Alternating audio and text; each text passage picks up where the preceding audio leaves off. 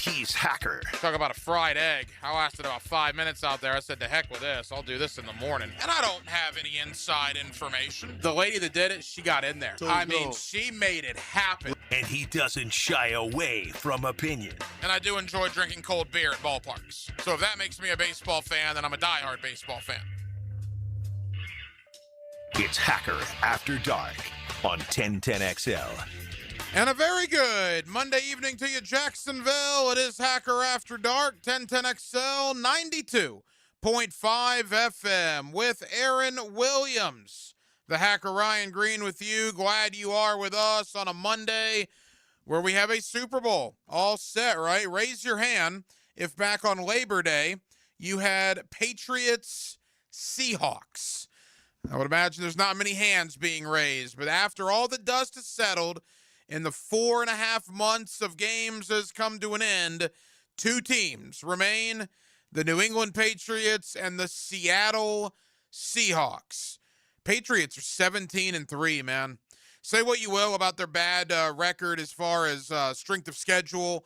They haven't played anybody, which, by the way, I tend to agree with you. I don't think they have played a very tough schedule. I think they've gotten very lucky at times, particularly this playoff run. They got Houston without Nico Collins. They got Denver, obviously, without Bo Nix. But at the end of the day, in the National Football League, when you play 20 games that matter and you've won 17 of them, at a certain point, you got to tip your cap to them. And I'm going to tip my cap to the New England Patriots as the AFC champions. The Seattle Seahawks, boy, Jackson Smith and Jigba, Kenneth Walker, great stories, but the story is Sam Darnold. Just left on the side of the road, left for dead, and as far as, NFL quarterbacks go, was considered to be a bust with the New York Jets.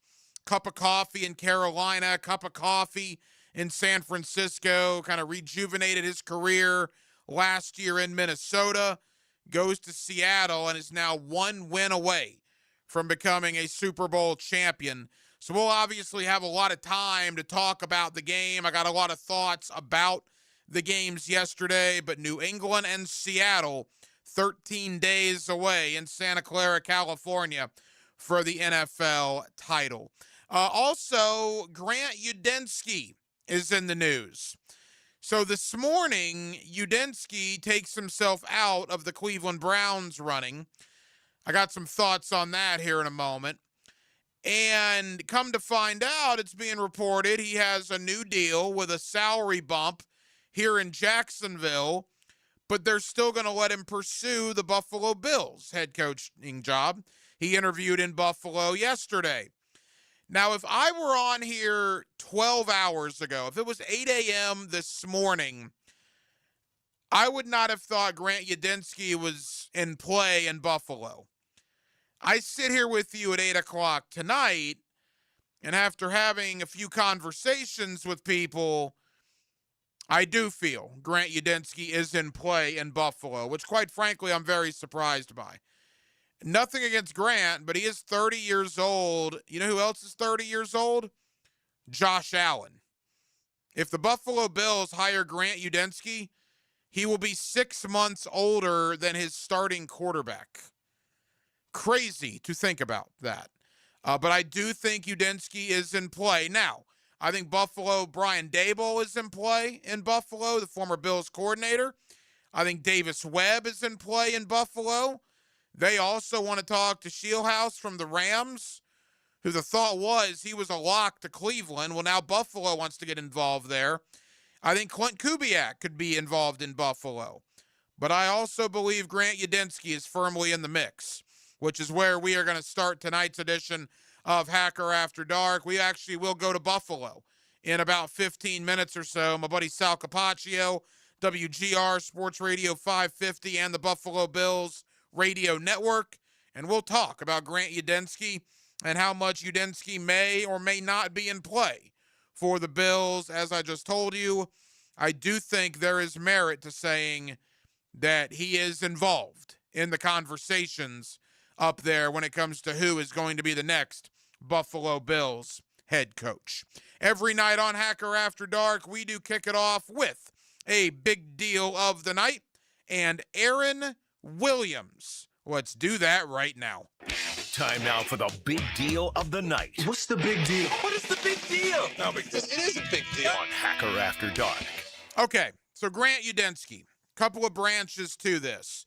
This morning, taking his name out of the Cleveland conversation. Now, why would somebody do that? Why would somebody withdraw their name from the conversation? Well, there are a couple of reasons, right? They're not interested in the job, like a Mike McDaniel, who took his name out a week ago, or a Jesse Minter, who canceled his visit to Cleveland because he knew he was getting the Baltimore job. More on that in a moment. But there's also a thought that if you know you're not going to get the job, well, you take your name out of the job, right? You withdraw your name before they go public with who they're choosing. And Cleveland was on a plane this morning to Los Angeles to talk to Shieldhouse of the Rams, the passing game coordinator, the 34, 35-year-old who all of a sudden now is a very hot name in both Cleveland and Buffalo. So I think that is part of it. I also wonder, I shouldn't say that. I also talked to some people in Cleveland, and there is a conversation going up there. I don't know this with 100% certainty, but I feel pretty confident that this might be in play, if that makes sense. Does Grant Udinski want Jim Schwartz as his defensive coordinator? I don't know. I have no idea. But in talking to people in Cleveland, that is their perfect scenario. They want one of these young offensive minds, and they want to retain Jim Schwartz as the defensive coordinator. And if for whatever reason they don't get one of those offensive minds, well, Jim Schwartz would be the default head coaching candidate.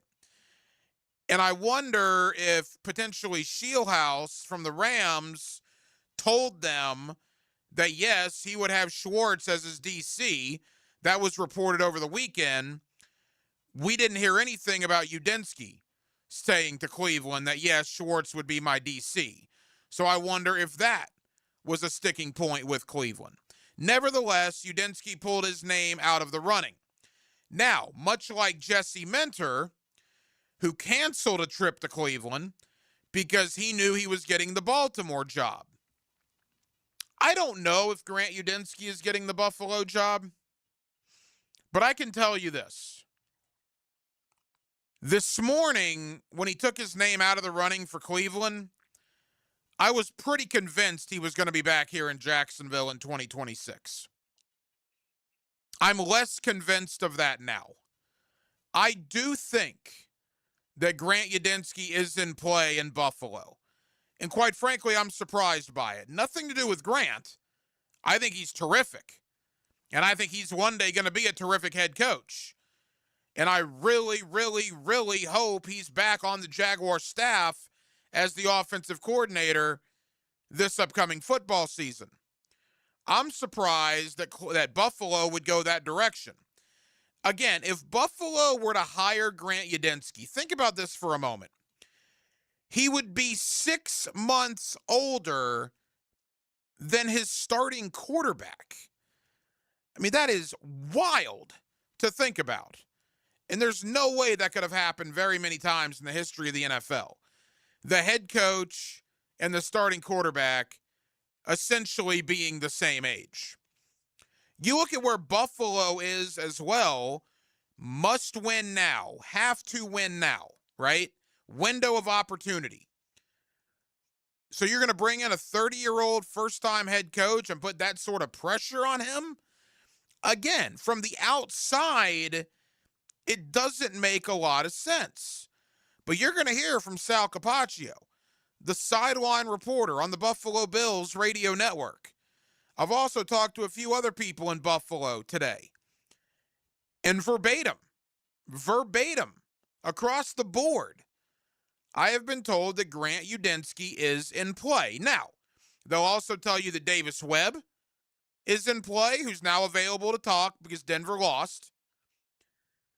Brian Daboll, the former Bills coordinator, is in play, who, by the way, still lives in Buffalo, and his kids still go to school in Buffalo, and is a Buffalo guy, something to keep on the back burner of your mind. I also think Clint Kubiak, but the issue with Kubiak, and this is a stupid rule that the NFL needs to do something about, because the Bills fired McDermott so late in the process, and because they didn't do an initial interview with Kubiak, they now cannot talk to him until after the Super Bowl. Whereas the Las Vegas Raiders did an initial interview with Kubiak, so they can still talk with him this week as he's preparing to be on that Seattle staff heading into the Super Bowl. That's a weird rule. That's a funky rule. That's a rule I don't like. I think that's stupid. But Buffalo, would they wait until February 9th to talk to Clint Kubiak? That seems to be an awful long time to wait to talk to a potential head coaching candidate. There's a lot of avenues that this story could go down. A lot of things, a lot of stuff that could happen. But I'll repeat what I said earlier. When Grant Udinski took his name out of the Cleveland Browns head coaching search this morning, and when it was reported that Jacksonville had made him an offer to raise his salary to have him back here in 2026, the only caveat being they were still going to allow him to pursue Buffalo. But assuming he did not get Buffalo, he was going to be on the staff in 2026 here in Jacksonville. I felt really good about Grant Udinski coming back here on the staff. Now, 12 hours later, after conversations with people in Western New York covering the Buffalo Bills, I'm less confident about that. Again, don't run off to social media and say hackers saying that Grant Udinski's getting the Bills job. That's not what I'm telling you. What I'm telling you is I don't know if he's going to get the job or not, but he is far more in play for the job than I thought he was, or that I imagine most of you thought he was at the beginning of today. So we shall see what happens. And with Anthony Campanile, I think he's one of the three finalists in Arizona. I think it's either going to be Camp, Raheem Morris, or Mike LaFleur.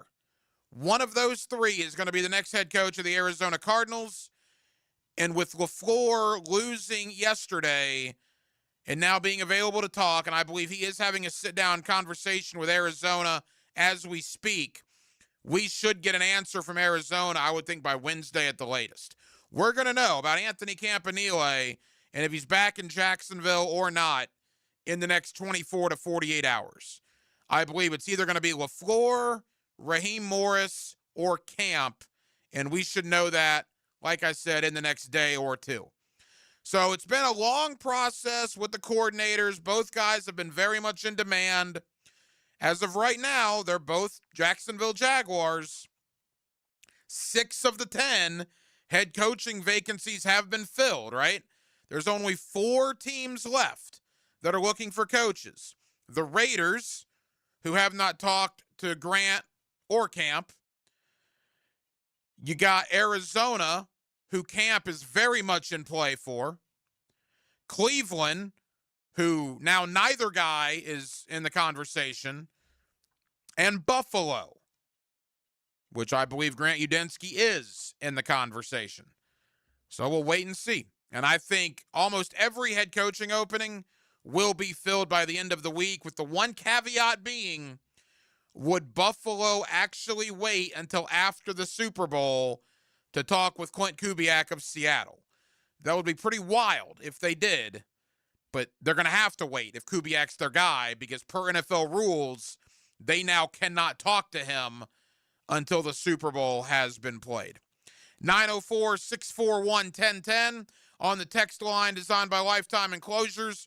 Your thoughts always welcome here on a Monday night edition of Hacker After Dark. Quickly, as far as the games go, again, the snow yesterday was cool to watch on TV, right? I always enjoy a good snow game.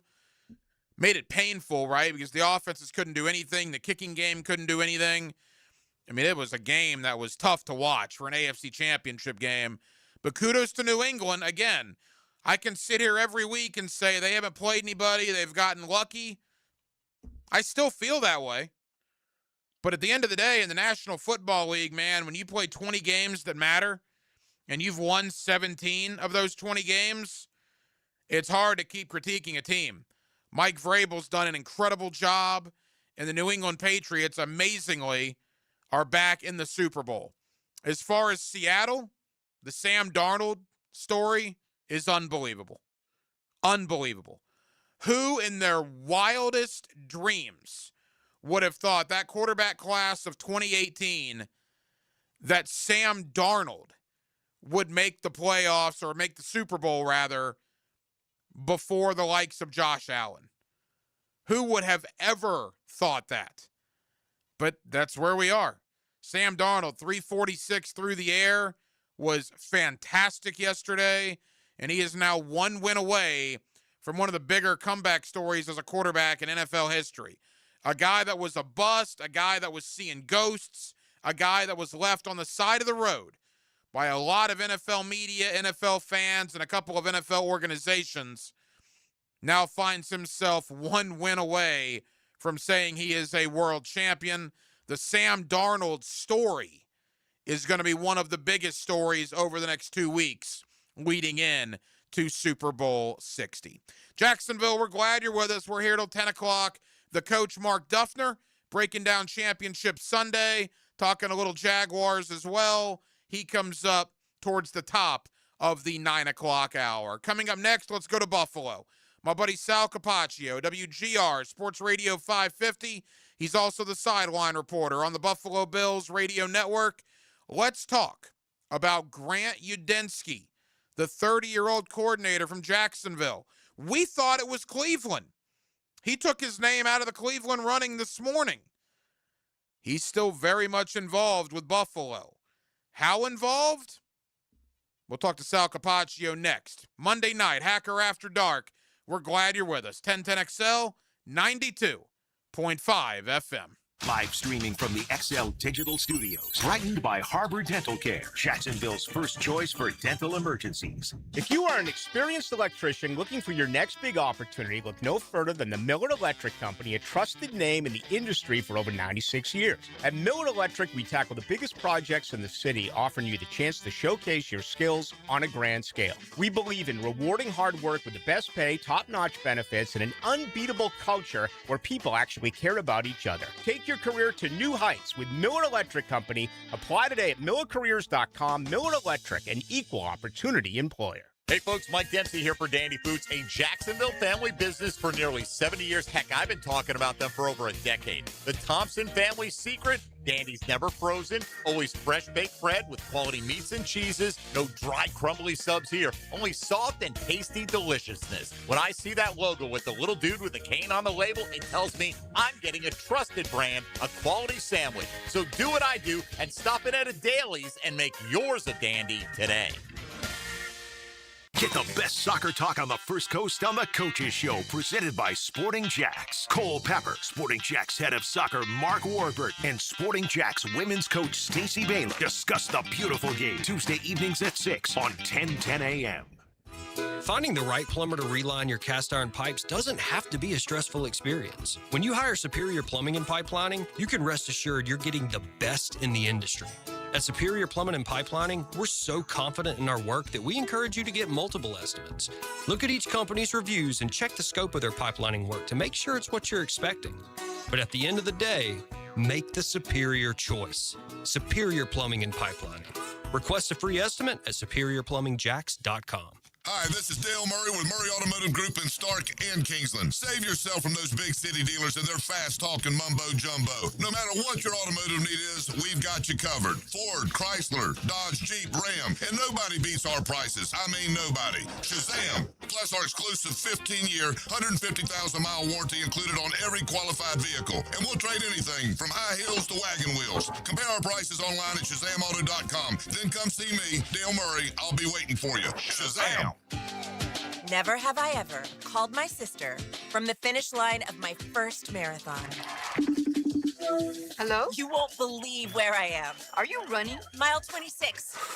I'm gonna make it. Switch to T-Mobile's 55 Plus plan and get iPhone 16e with its advanced camera system on us. Plus 2 lines for just $30 a line. Guys, I can't believe it. I knew you could do it, babe. That was amazing. Mom, how do you feel? I feel great, but I can't feel my feet.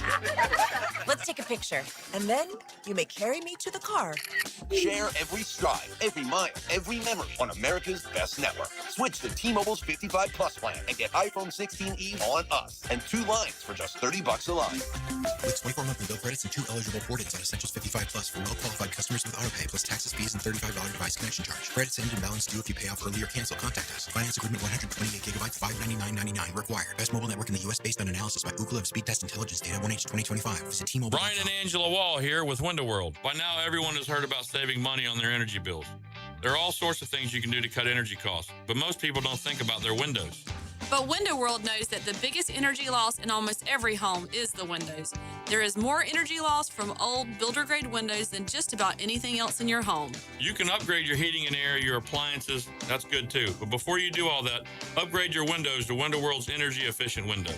Window World's windows are easy to clean, energy efficient, and have the best guarantee in the business. Window World's slogan is simply the best for less, and we mean it. You get great American-made windows, and you get to keep more of your money when you buy from Window World. Need any more reasons to buy your windows from Window World? Call them today and set up your free in-home estimate, or go online to windowworldneflorida.com. Window World, simply the best for less. Thank you for your business. Window World also offers energy-efficient doors. 1010XL, presented by Farah and Farah, exclusive injury law firm of the Jacksonville Jaguars. When it's game time, Farah doesn't flinch.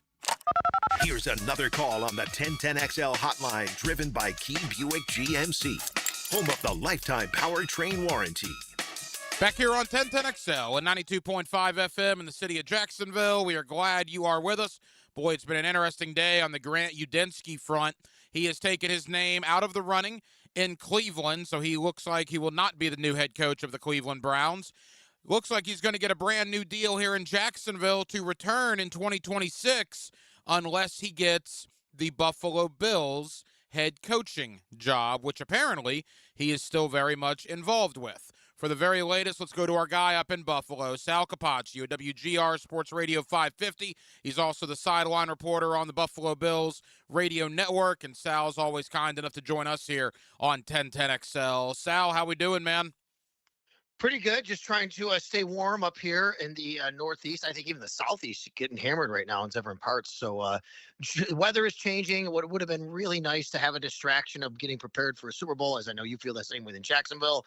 I cannot be convinced that the two best teams didn't play in Jacksonville a couple of weeks ago in the AFC. But, of course, the Bills didn't prove it once they beat Jacksonville anyway. Yeah, look, it was a bad – I went on your show earlier today, and you were asking me the Jacksonville reaction to the Buffalo loss. And as you can imagine, it wasn't good. There was kind of fog, a haze in this city among the fan base for a good couple of days after that. I think that's beginning to lift now, and everybody's looking ahead to 2026. As far as Buffalo goes, I mean, you guys win that emotional game down here that could have gone either way.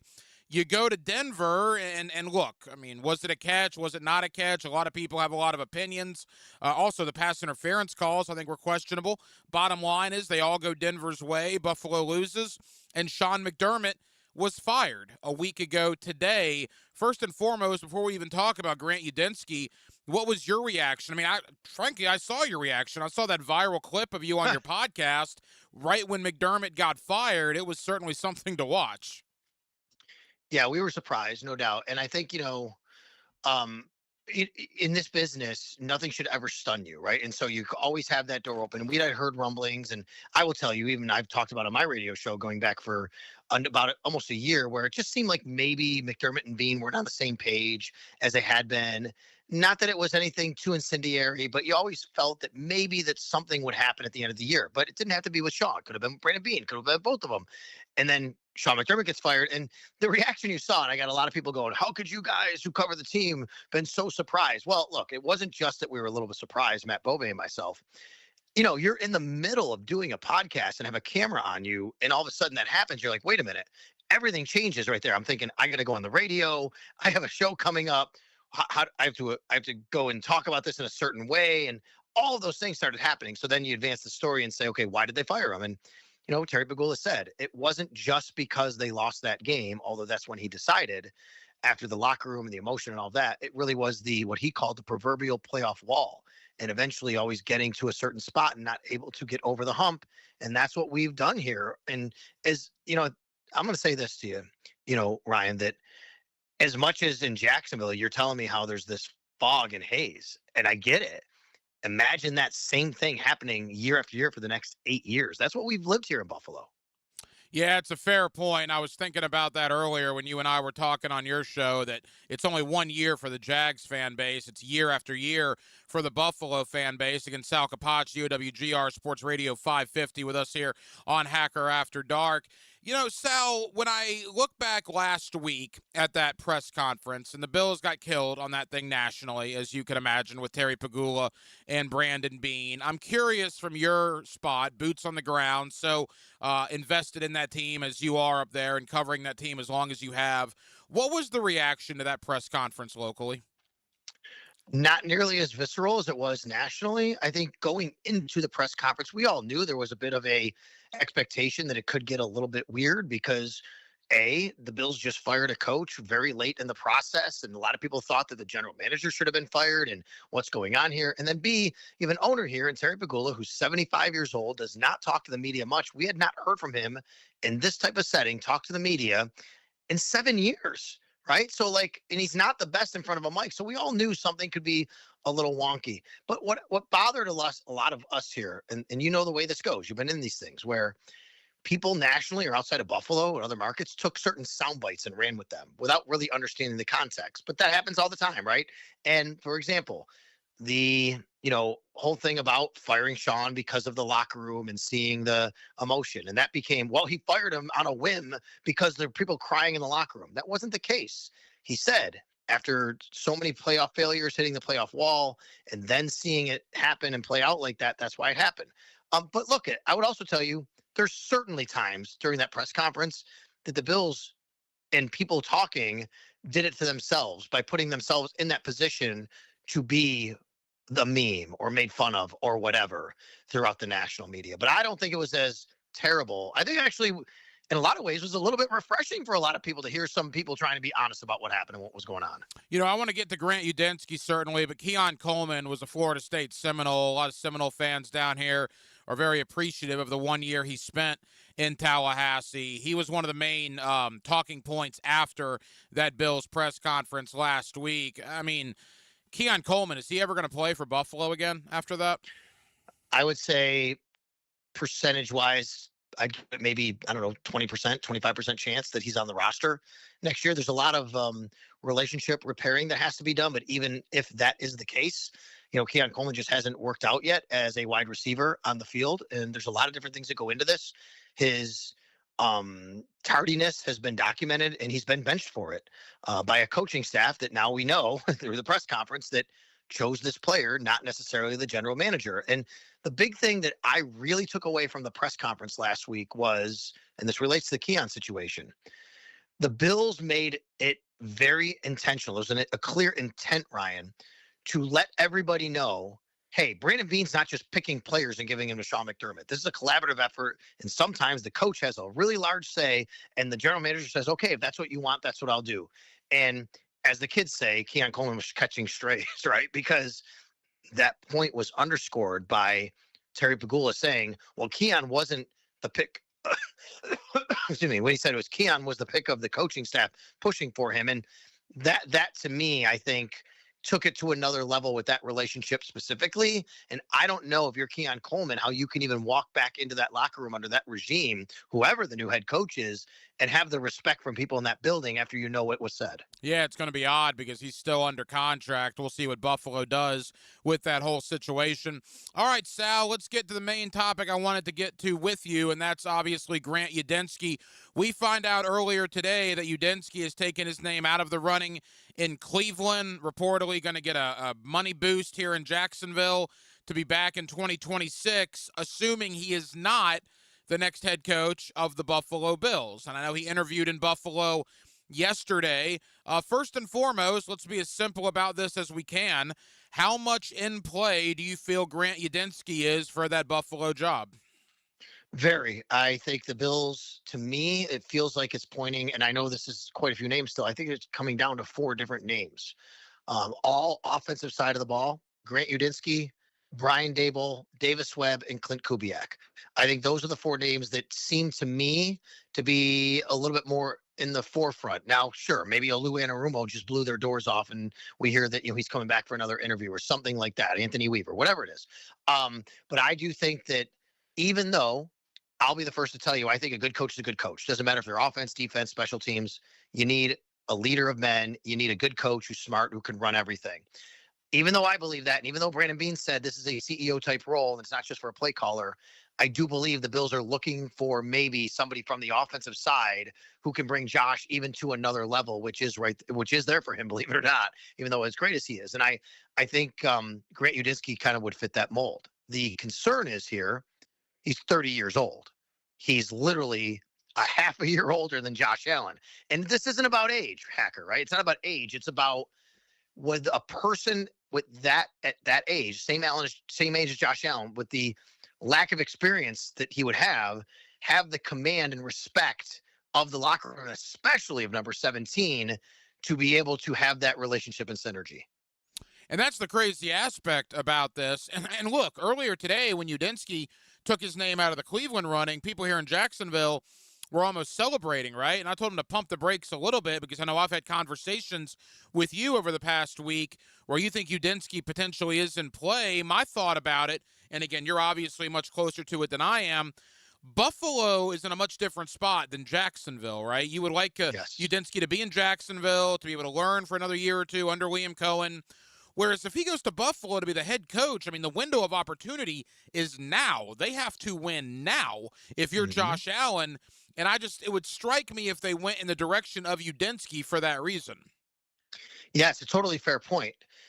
I would say, though, that it's very tough, though, for the Bills to go out there and find a guy. There's not even really anybody like this available now. I mean, Mike McCarthy could have been, but not that he was a candidate here. But it would be very hard for the Bills to go get an experienced coach who hasn't won a Super Bowl after you just fired Sean McDermott for that same thing, right? How do you sell that? Like, we just fired the guy who was wildly successful but just couldn't get that one thing at the end.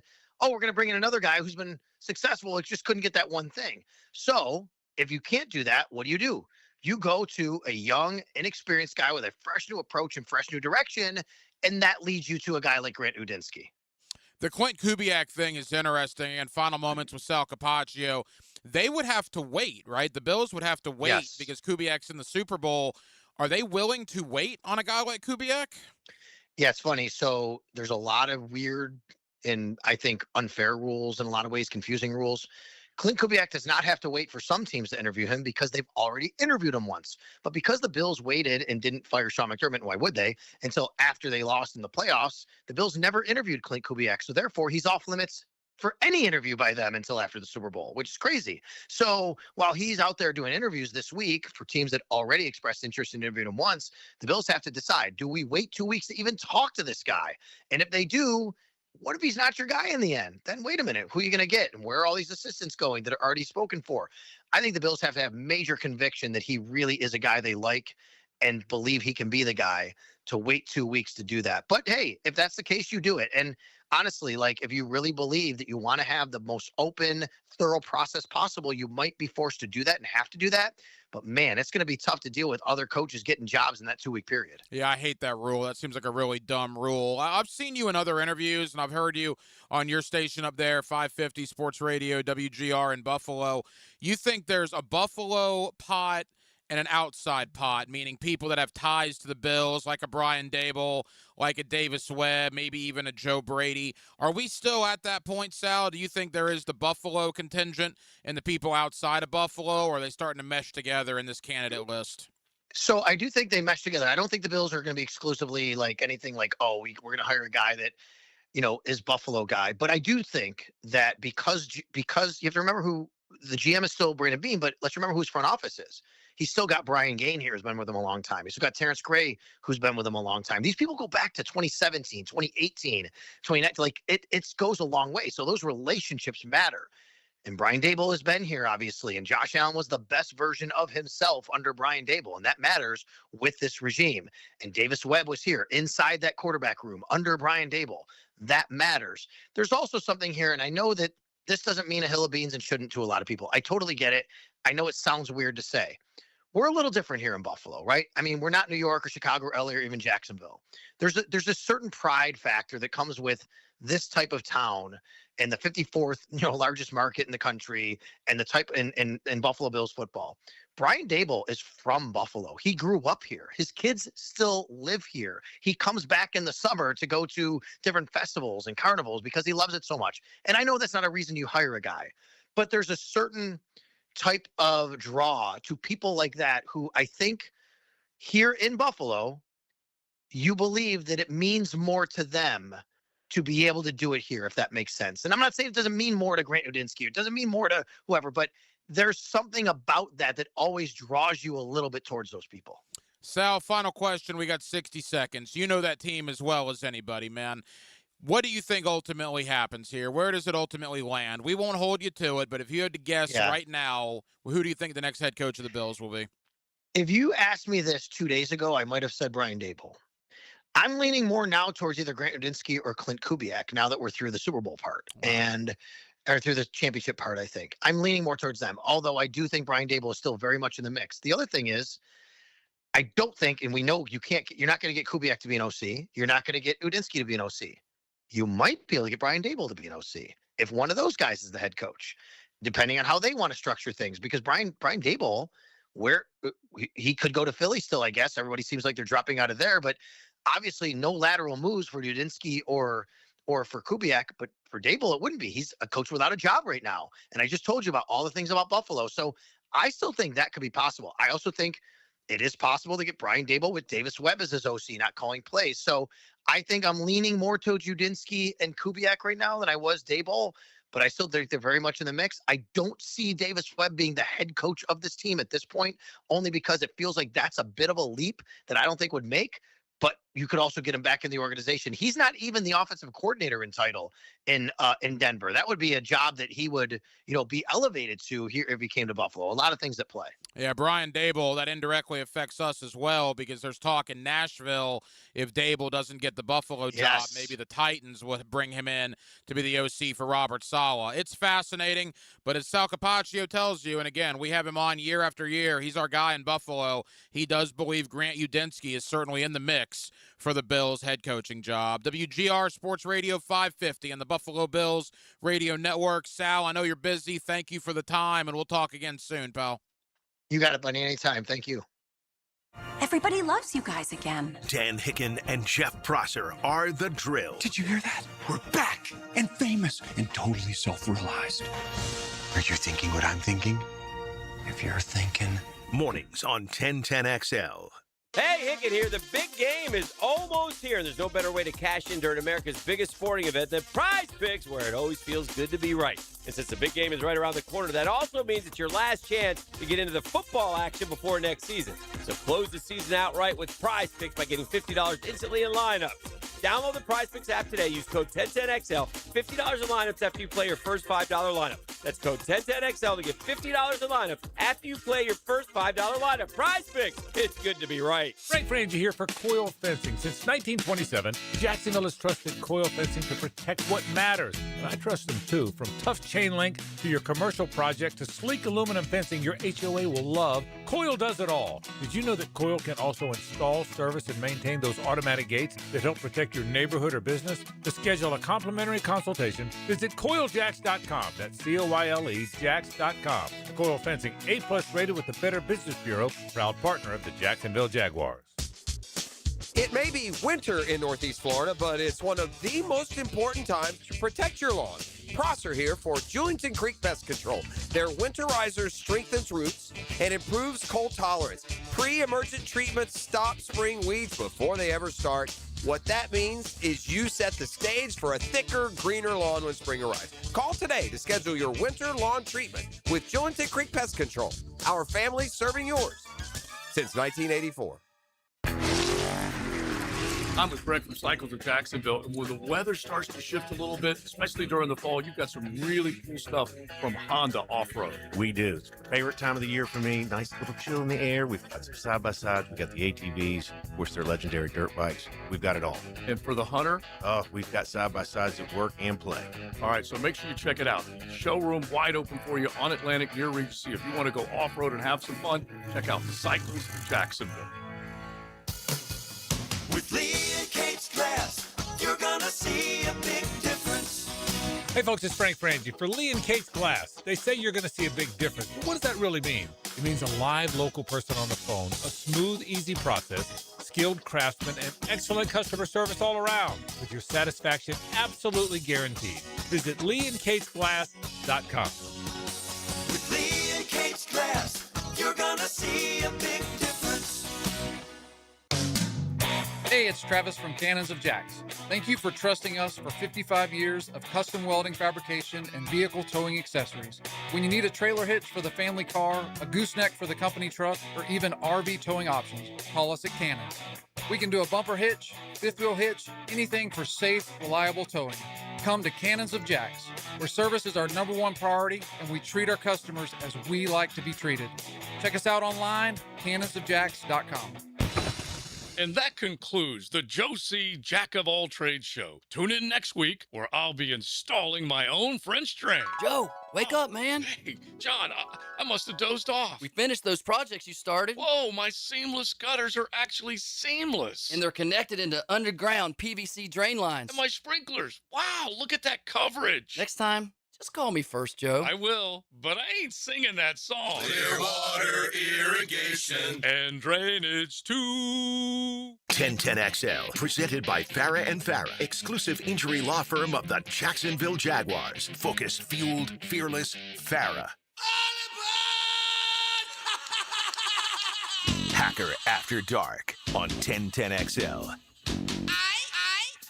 Yes, it is. Thank you to my buddy Sal Capaccio, WGR, Sports Radio 550, and the Bills Radio Network. And yeah, the Grant Udinski thing is going to get more interesting as we move along here. But I would have to think, and as we talked about earlier, 4 head coaching jobs that are still open. I would have to think all of these jobs most of them have to be filled by the end of the week, if not all of them. The only caveat would be if the Bills are going to wait for Clint Kubiak, who they can't even talk to now until after the Super Bowl. One thing, though, has become pretty apparent this week. If Anthony Campanile and Grant Udinski are back in Jacksonville in 2026, well, that's great, right? That's wonderful. And I think that's what we all hope to have happen. If they're good again in 2026, both of these guys are gone, right? If you get them back for 1 year, which I don't know if you will, Campanile is a finalist in Arizona, and Udinski, I think, like we've talked about, is firmly in the mix in Buffalo. Maybe you get both of them back. Maybe you get one of them back. Maybe you don't get either one of them back. But if you get both of them back for 2026, you better enjoy it while you have it. Because if the Jaguars are respectable next year, if they're 9-8 or better, and continue on this trajectory, both of these guys are gone. All indications are Campanile killed the Arizona interview in a good way. They love him. The question out there is Mike LaFleur, Raheem Morris, they seem to love both of those guys as well. Udinski was obviously a finalist in Cleveland and seems to be very much in the mix in Buffalo. And those are the only 2 places he's interviewed. Basically, the only thing that seems to be working against him, in large part, is his age. Calling plays as well, but certainly the age is what's always brought up with Udinski being 30 years old. These guys are going to get head coaching gigs sooner rather than later. And we in Jacksonville, we always talk about the Rams, right? The Rams model. Now, obviously, the Rams had a tough loss last night, but Liam Cohen came from the Rams, and James Gladstone came from the Rams. Well, think about every single year, the coordinators and assistants and management types that the Rams have had to replace year after year after year. We always talk about that coaching tree, right? With Matt LaFleur and with Zach Taylor and Kevin O'Connell and Liam Cohen, 4 NFL head coaches. All of those guys coached under Sean McVay, and all of them are gone, meaning McVay had to replace all of those guys. Raheem Morris, gone. You go to the GM route, obviously Gladstone left. My man in Detroit, Brad Holmes, he was a Rams guy. He left. When you're an organization like the Rams, who are run so unbelievably well by Les Snead and by Sean McVay, that's what every franchise aspires to, right? Like Jacksonville, getting 2 guys from the Rams. We want our Les Snead and Sean McVay with James Gladstone and with Liam Cohen. But when you do that, and when you're as successful as LA is, you just have to understand that people are going to come for your coordinators. People are going to come for your assistant coaches. Cohen hired Campanile and Udinski about a year ago now. In fact, I don't even think they were hired at this point last year. I think it was late January, early February. So we're talking basically a calendar year since Campanile and Udinski even arrived here, and they're already finalists for other NFL jobs. If you get them both back in 2026, and I don't know if you will, but if you do, enjoy it while you got it, because it's not if, but when both of those guys become NFL head coaches. More on that in a moment. In fact, the coach, Mark Duffner, joins us in about 20 minutes or so to look back on Championship Sunday and talk about that NFL coaching carousel. Let's again look back on Championship Sunday. Let's look at the weekend that was, including a pretty bad loss for the Florida Gator basketball team. That's next. Monday night, Hacker After Dark. Jacksonville, we're glad you're with us till 10 o'clock. It's 1010XL and 92.5 FM. There's a reason play-by-play has been on the radio for more than 100 years. There's a drive. Way back. It might be. It could be. And Your home for live play-by-play is 1010XL. My son had a meniscus surgery a couple years ago. Went smooth as silk, was playing tennis in 2 weeks. This is Patrick Malarkey, and I highly recommend Southeast Orthopedic Specialists. Our son Eric's a Division I collegiate baseball pitcher who is having shoulder pain. We took him to Southeast Orthopedic Specialists and are confident that he's now on the road to recovery. This is Beth Anderson, and we love the care Eric receives at Southeast Orthopedic Specialists. Southeast Orthopedic Specialists. This is the kind of sandwich you don't rush. French dip at Firehouse Subs. Premium roast beef loaded with caramelized onions, melted provolone cheese, and topped with Italian seasoning. Stacked on a toasted garlic bread roll with hot au jus for dipping. For a limited time at Firehouse Subs. He tackles talk radio like a middle linebacker in the gap. I tell it like I see it, and I see it like a middle linebacker. Tommy Mack. Fridays on Jaguars Today. Unsealed by Renewal by Anderson Custom Windows and Doors on 1010XL. You'll always feel good when you send someone a Kuhn Flowers floral or plant arrangement. This is JJ with 1010XL, and no matter what the reason, Kuhn Flowers has always come through for me. Order online at KuhnFlowers.com.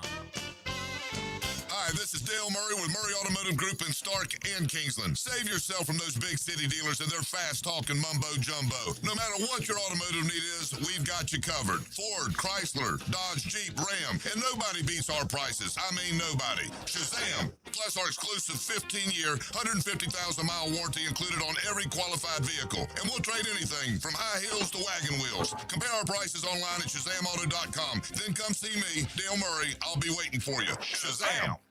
Finding the right plumber to reline your cast iron pipes doesn't have to be a stressful experience. When you hire Superior Plumbing and Pipelining, you can rest assured you're getting the best in the industry.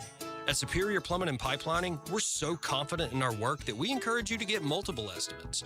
Look at each company's reviews and check the scope of their pipelining work to make sure it's what you're expecting. But at the end of the day, make the superior choice. Superior Plumbing and Pipelining.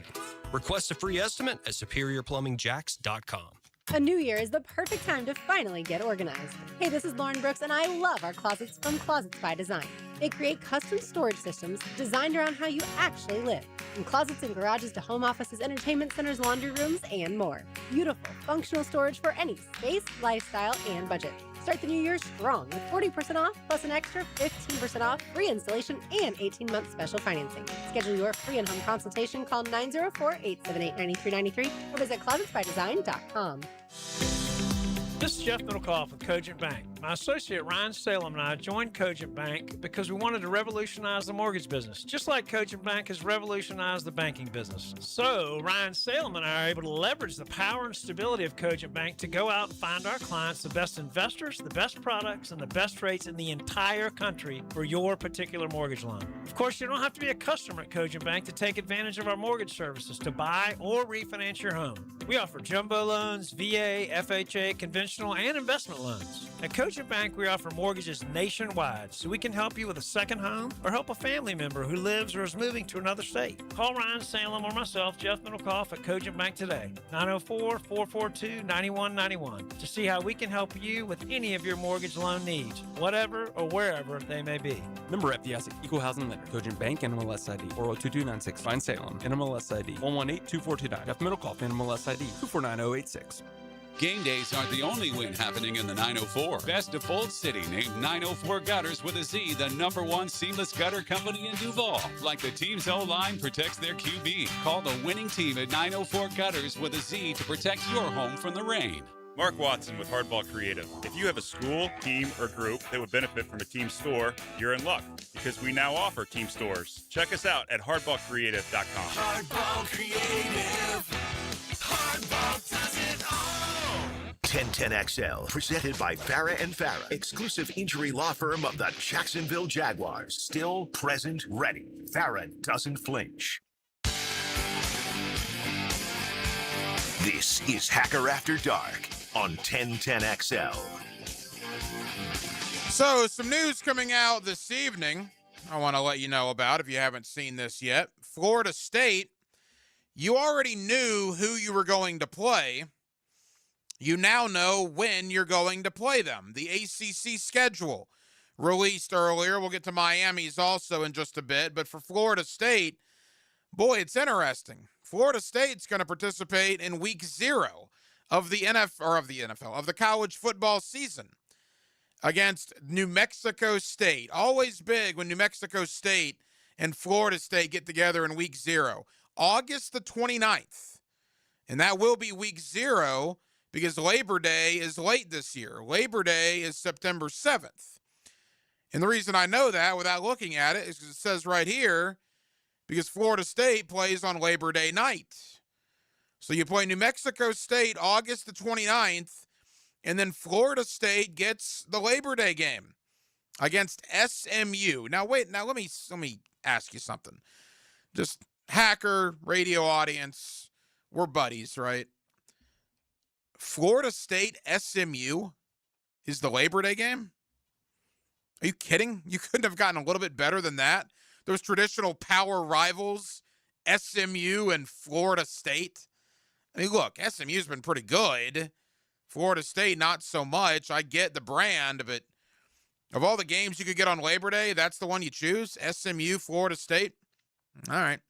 And then Florida State's off September 12th to get ready to go to Tuscaloosa. Do you think Alabama will be ready for Florida State coming to Bryant-Denny Stadium? Do you think any Alabama fans, players, alumni might be a little fired up for that one in Tuscaloosa on September 19th after what Florida State did last year? That's tough, right? You're going to kill New Mexico State, but then SMU, an open date, and then at Alabama. Then you get the powerhouse Central Arkansas. Then you go Virginia, at Louisville, at Miami. Yikes. ACC standards, that is tough. Virginia at Louisville at Miami. Then you're open. Then you get Clemson at Doak Campbell. Then you go at Boston College, at Pitt. And then you wrap up with home games against North Carolina State and Florida. And by the way, the Florida game is on Black Friday again this year. They did that a few years ago, and I hated it. And then the game was actually played on Black Friday, Friday night. And it kind of grew on me a little bit. It's funny because you hear something and you think, why mess with tradition? Why on earth would you put Florida and Florida State, the Gators and the Noles, on a Friday night of Thanksgiving weekend? And then they did it, and I'll be honest, I didn't hate it. And it hasn't been that way for a few years now, but it's going back to Black Friday. Gators Seminoles, Friday night, November the 27th at Doak Campbell Stadium. So I look at this schedule, and again, we have months and months to analyze this, but for ACC standards, home SMU, home Virginia, at Louisville, at Miami, home Clemson, at Boston College, at Pitt, home NC State. That seemed like a schedule that's going to keep Mike Norvell around in 2027. And by the way, your non-conference consists of at Alabama and home against Florida on Black Friday. That's tough, man. That's super tough. Now, you look at other schedules as well. As the ACC, I don't know why they release them so early and on a random Monday night, but they do. I'm trying to pull up the Hurricanes official schedule. Yeah, here we go, Miami. Here's Miami's schedule that also got released this evening. They start at Stanford, which is interesting. Then they have FAMU, they're at Wake Forest, and they're home against Central Michigan. So at Stanford to kick off the year, that's a weird way to start. Then FAMU at Wake Forest, Central Michigan.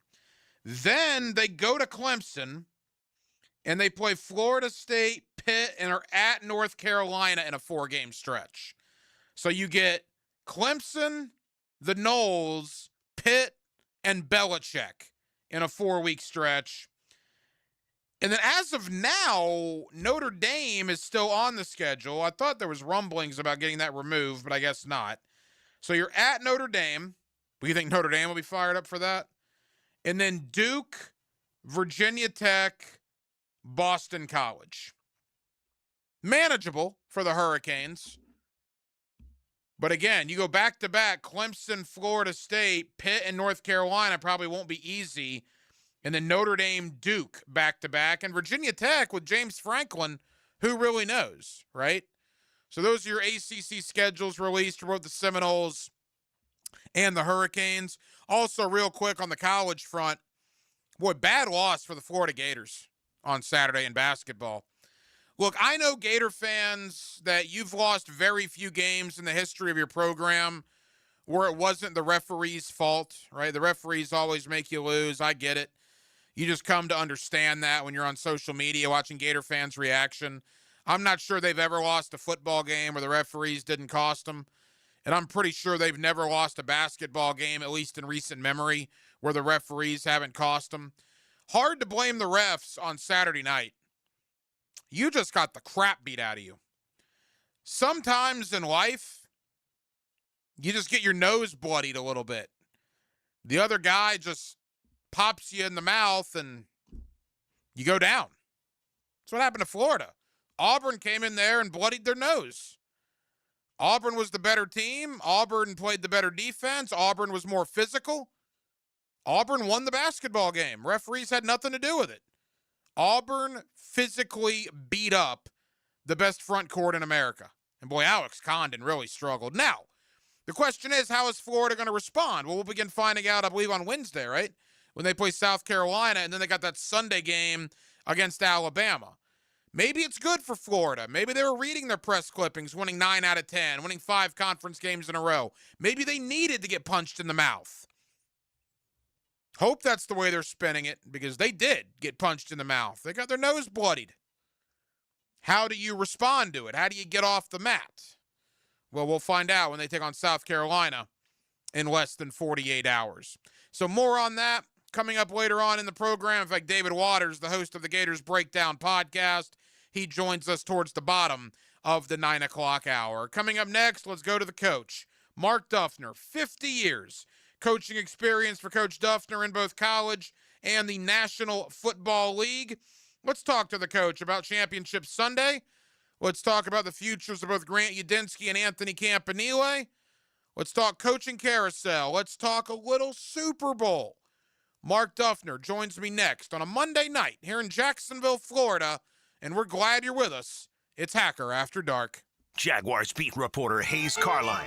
Yeah, I do competitive ice dancing. What they use on the space shuttle to prevent it from burning up on re-entry. I do very competitive ice dancing. On The Frangie Show, weekday afternoons on 1010XL. Rick Ballou here with a congratulations for John's Auto. They've been in business in Jacksonville for 40 years. That's right, going all the way back to 1985. Right now, they'd like to thank each and every one of you who's ever gotten their vehicle serviced at John's Auto. So, car, truck, or diesel, all makes, all models, whether it's a routine maintenance or a complete engine overhaul, go to John's Auto on Arlington Road, johnautomotivejacks.com. I used to dread going to the dentist. Every visit felt like a sales pitch with constant upselling, surprise fees on my bill, and I could never get in when I needed to. But Harbor Dental Care? Totally different. They saw me the next day, gave me honest pricing up front, and even set me up with a payment plan I could actually afford. No pressure, no surprise charges, just kind people who get it. If you want to experience dentistry the way it should be, book your appointment today at harbordental.care. That's HARBOUR dental.care. He used to cover the Jags. Now he's a CBS Sports senior NFL writer. Well, I believe he got everybody's attention. He's Pete Prisco. Friday afternoons on The Frangie Show. Brought to you by Showtime Sports Cards and Collectibles on 1010XL. Are you looking for a place to outfit your truck or van? It's Catlin Truck Accessories. For 105 years and 4 generations, Catlin is the name you can count on. This is Keith Catlin, and we know trucks and vans too, from Lear toppers, ladder racks, van shelving, strobe lighting, roll and lock bed covers, and everything in between. If you want quality products and great customer service, there's only one name. It's Catlin. Who can you count on? Count on Catlin. For 105 years, you can count on Catlin. Home of the Jaguars. WJXL AM Jacksonville Beach. WJXL FM Jacksonville Beach. Start the fresh new you with Local Fair Jacks, the online farmers market delivering fresh local food to your door. Start for just $7 with code FRESH1010 at localfairjacks.com. Start your new year off healthy and get screened at Ackerman Cancer Center with on-site imaging, including whole body MRI, PET and CT scans, and mammography. Early detection is key. Visit AckermanCancerCenter.com. Hey, it's Brent with Arcosa Crushed Concrete. If you've got concrete or asphalt rubble on your site, let me buy it from you, and I will recycle it into construction material for your future projects. Arcosa Crushed Concrete. Get paid for what you don't need. Give a unique gift this Valentine's Day to that special person in your life with a custom-made candle or body care product from Wick, a candle bar. Locations in San Marco and Jacks Beach. The Brown Family YMCA in Ponte Vedra Beach is better than ever. Come experience our new renovated spaces, including an expanded wellness center with upgraded state-of-the-art equipment, recovery solutions, brand new locker rooms, and the Horsell Center for Health and Well-Being, all designed to help you feel your best. And now you can join with no joining fee.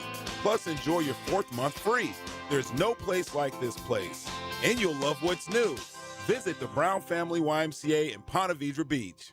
Feel the power of Van Halen. Live, jump, America's Van Halen experience. Iconic riffs and David Lee Roth era energy. Sunday, February 1st at Thrasher Horn Center. Get tickets now at thcenter.org. 1010XL, presented by Farah and Farah, exclusive injury law firm of the Jacksonville Jaguars. When it's game time, Farah doesn't flinch. Here's another call on the 1010XL hotline, driven by Key Buick GMC, home of the lifetime powertrain warranty. Back here on 1010XL and 92.5 FM in the city of Jacksonville. We are glad you are with us. We have a Super Bowl matchup, the Patriots and the Seahawks. Boy, raise your hand if you had that matchup pegged back on Labor Day. But those are the two teams that are still standing.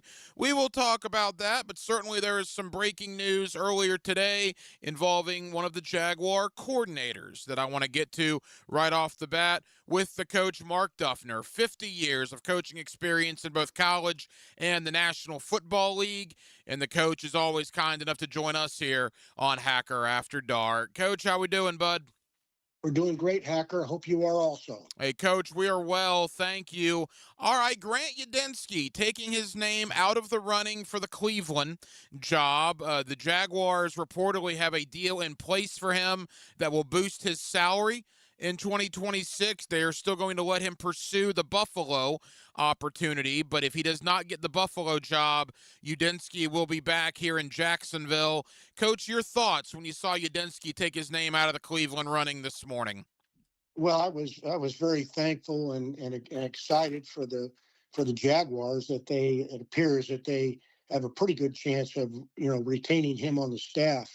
I think obviously the job that he did in leading the offensive staff with Coach Cohn and the rest of the coaches, speaks for itself in terms of the terrific job they did in production and in the execution that the offense put forth on the field this particular season. And I think having him come back with really a year of experience as a coordinator under his belt, and coupled with, I think, what he just brings in terms of ideas, intelligence, and energy to the staff, I think is excellent. So I hope it continues to be a big win for the Jaguars. Coach, for the last 2 or 3 weeks, all we've heard about outside of the games going on the field are interviews, right? This guy's interviewing here, a virtual interview there, a second in-person interview, a finalist for the job. You obviously live this life as a head coach in college at the Power Five and a coordinator that took many head coaching interviews in the NFL as well. Take us through the process of big-time Power 5 or NFL head coaching interviews. What is discussed in those settings?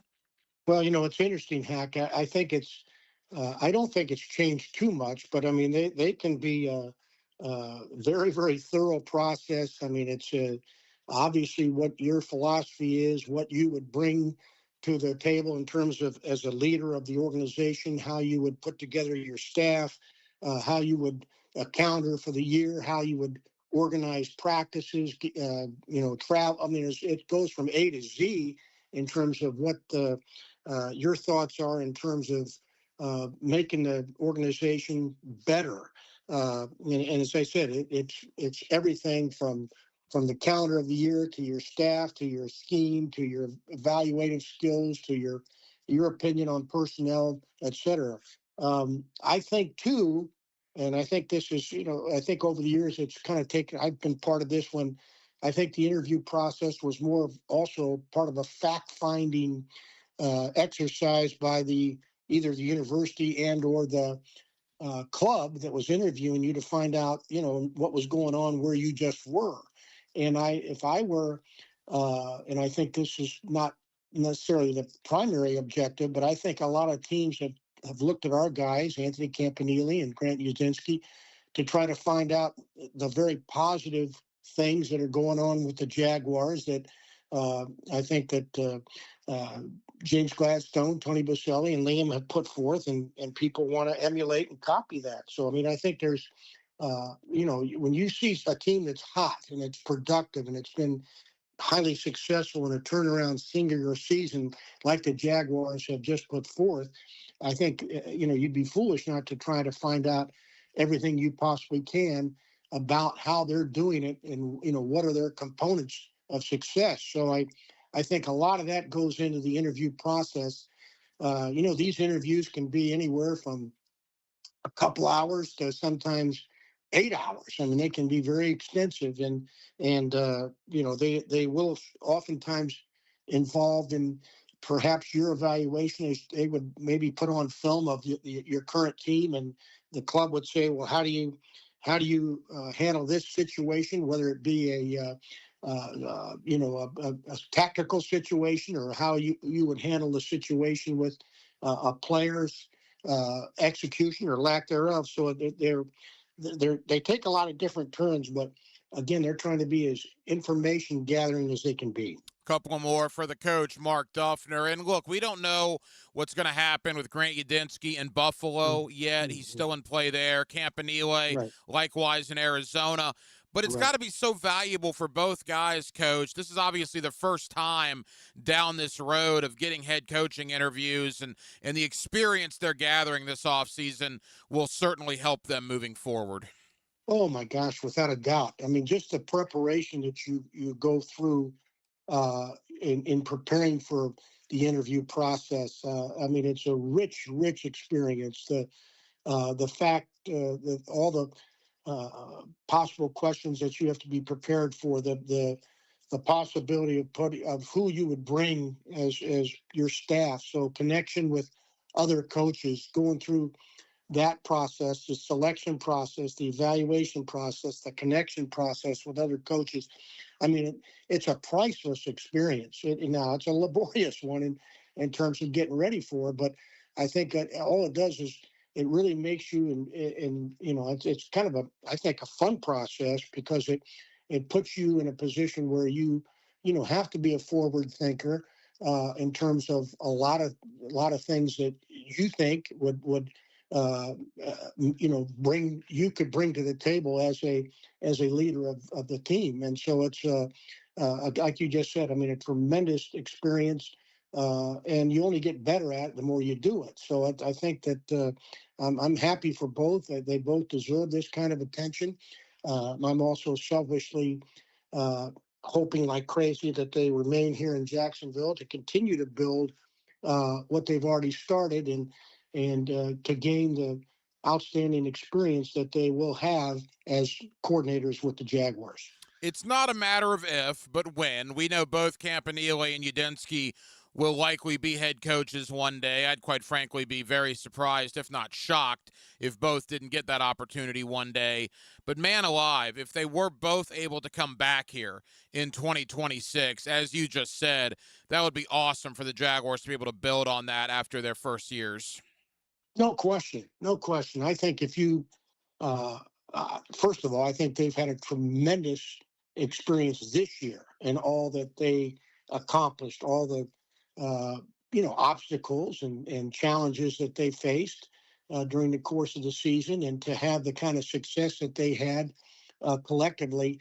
Like I said, I've never seen a team that had so much immediate success offensively and defensively at the same time to become top 8 offenses and top 8 defenses. I mean, it's just been an incredible both sides of the ball, but a collective experience. And I think they're around great people. I think that what they're going to be able to learn and continue to learn from James Gladstone, who I'm highly impressed with Tony Baselli, who's got just tremendous wisdom and instincts, and of course Coach Cohen and what he's demonstrated as a leader and certainly an offensive coach. I think it's priceless. So it would have to be extremely special, to, I think, leave this situation where it's moving, we believe, forward, and what I think they're going to continue to gain in terms of expertise and experience in their careers. Final moments with the coach, Mark Duffner. All right, Coach, we have a Super Bowl. Now, we'll certainly break down the X's and O's of this next week. But just first and foremost, your thoughts. Let's begin with New England. Boy, Mike Vrabel gets fired in Tennessee. What a mistake that looks like, because in 2 short years, he takes over New England. Or actually 2 years after he gets fired, his first year in New England, he takes over and goes 17-3 and wins the AFC. What a job Vrabel did in Foxborough. Well, he certainly has done a phenomenal job. And you know what? It's been it started with I think, again, he took a year off, and actually, I think I've heard him and seen where he gave a lot of credit to his experience being on the Cleveland staff as kind of a consultant for the season before this one. And I think he gained a lot in retrospect from his first time coaching as the head coach at Tennessee, which, by the way, I thought also he was doing a pretty good job down there. But I think I really like what I see in terms of his connectability with his players. I mean, you see him constantly talking to them, hugging them, greeting them, challenging them. I think he gets the big picture right now in terms of how to lead a team. His defensive background and prowess is very, very good. But I think that he put together an excellent staff, which has been a critical component of making sure that his message week to week has gotten through, and what he's done with this ball club is just exciting. I mean, their defense plays well, their offense is very good. The quarterback, I think, is I think an exciting player to watch as time goes on. So, again, it can't say enough for what he's done in 1 year to turn the team around to, as you just mentioned, going from 4-13 to 17-3 and playing in the Super Bowl. Outstanding situation, outstanding job. Mike Macdonald, only his second year in Seattle. He has the Seahawks going to the Super Bowl. Unbelievable job by him. And really, Sam Darnold.